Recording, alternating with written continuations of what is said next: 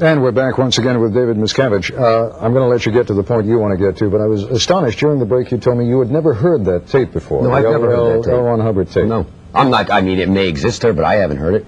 I mean, I don't know if you understand. There are 6,000 lectures by Mr. Hubbard.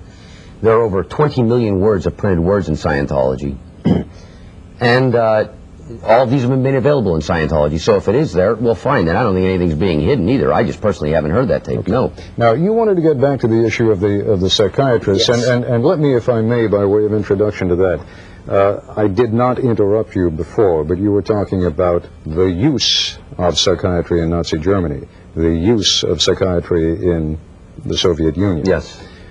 I would argue, and I think most psychiatrists in this country would argue, that what we're talking about here was the misuse of psychiatry in both those countries. Well, okay, and if we're talking about the misuse, fine. In any event, I think any use that ends up killing people is a misuse, and I think that's a hell of a record to have.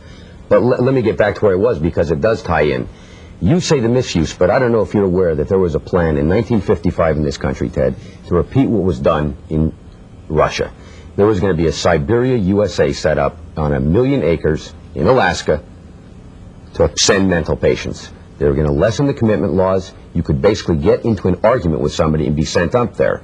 This sounds very odd. Nobody's ever heard about it. That's in no small part thanks to the Church of Scientology. I must say, though, when that bill was killed in Congress, the war was on with psychiatry, where they declared war on us. And I want you to understand something. Let me just ask you to be specific on that. You were talking about a bill having been brought into Congress for the setting aside of 1 million acres in Alaska. You got it. For people... Send mental health patients. Mental health patients. Who was the sponsor of that bill? What was the bill number? I mean, I'm sure we're going to... Well, I have a copy of it, and if you want it, I can give it to you. All of these documents were made available to Forrest. If they're not on here, I don't know why, but I do have them, and I will make it available to you. Was that bill ever voted on? Did it ever come out of committee? Oh, yes. It was a major flap for the psychiatrists when it got voted down. Because then the slogan around the country began Siberia, USA, and it was really the first time that psychiatry had been denigrated publicly, that they weren't the science that they had been promoting themselves to be. And they took it upon themselves then to start dealing with anybody who would oppose them.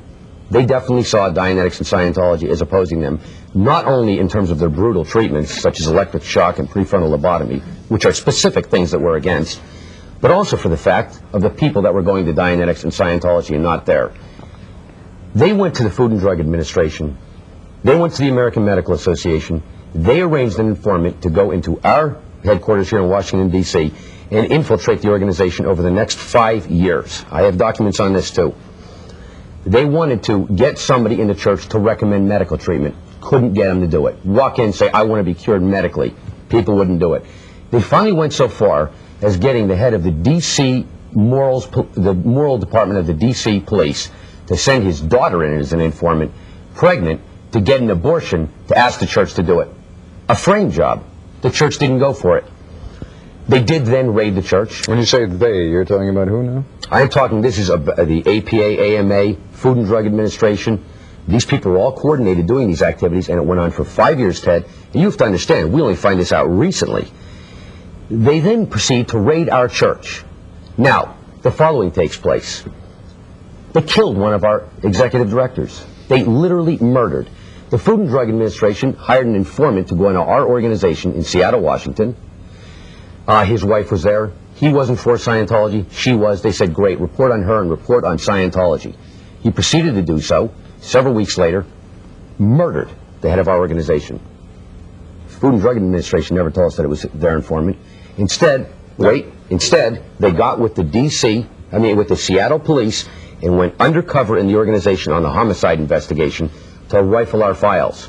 At that same time, and here's where the media comes in, a man interviewed L. Ron Hubbard for the Saturday Evening Post, came out with an unbelievably bad article in that magazine.